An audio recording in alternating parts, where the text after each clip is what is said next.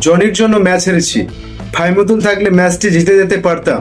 সেই সাথে দলে ভালো স্ট্রাইকার থাকলে 5-0 গোলে ম্যাচ জিততাম।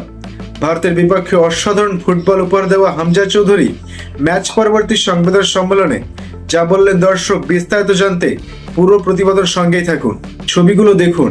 বাংলাদেশের মানুষ ফুটবলের জন্য কতটা পাগল তা দেখলেই বোঝা যায়। হামজা চৌধুরীর খেলা দেখতে ঢাকা টিএসসিতে এভাবেই ভিড় জমান। বাংলাদেশের মানুষ ফুটবল প্রেমীর শুরু আর শেষটাই আফসোস। বাংলাদেশের 30 সেকেন্ডের সুযোগ পেয়েও কাজে লাগাতে পারেনি মুজিবুর রহমান জনি। গোল শূন্য ড্র করে মাঠ ছাড়তে হয় হামজা চৌধুরীকে। বাংলাদেশের দল গত মঙ্গলবার ভারতের শিলংয়ে অনুষ্ঠিত এফসি এশিয়ান কাপ বাছাইয়ের প্রথম ম্যাচে ভারত ও বাংলাদেশের জাম্পে লড়ে কোনো পক্ষে জিততে পারেনি। দুই অর্ধে দুই রকম ম্যাচ দেখেছে শিলংয়ের দর্শকরা। প্রথম অর্ধে বাংলাদেশ 4টি সুযোগ পেয়েও গোল করতে পারেনি বাংলাদেশ দল। দ্বিতীয় অর্ধে ঘুরে দাঁড়ানো ভারতকে রীতিমতো রুখে দিয়েছে হামজা চৌধুরী। এই ম্যাচ দিয়ে লাল সবুজ জার্সিতে অভিষেক হয়েছে ইংলিশ প্রিমিয়ার লিগে খেলার অভিজ্ঞ সম্পূর্ণ হামজা চৌধুরী। জীবনের প্রথম জাতীয় দলের হয়ে খেলতে নেমে নিজের যাত্রী নিয়েছে হামজা চৌধুরী।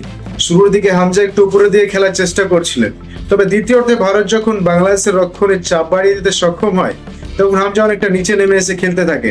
নিচে থেকে হামজা বাংলাদেশের খেলাটা পরিচালনা করছিলেন। তেমন আক্রমণাত্মক ভূমিকায় হামজাকে দেখানো গেলেও কখনো নিচ থেকে এবং কখনো মাঝমাঠ থেকে বাংলাদেশের খেলার সুতোটা তিনি রেখেছিলেন নিজের কাছে।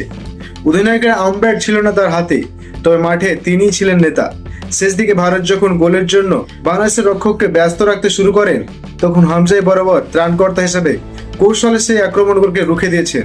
যাই হোক দর্শক, এদিকে ম্যাচ পরবর্তী সংবাদ সম্মেলনে হামজা চৌধুরী বলেন, সর্বোচ্চ চেষ্টা করলাম, অনেক বল বানিয়ে দিলাম, কিন্তু জনি ছেলেটা অনেক গোল মিস করেছে। আমি ব্যক্তিগতভাবে ফাইমুদুলকে অনেক মিস করছি।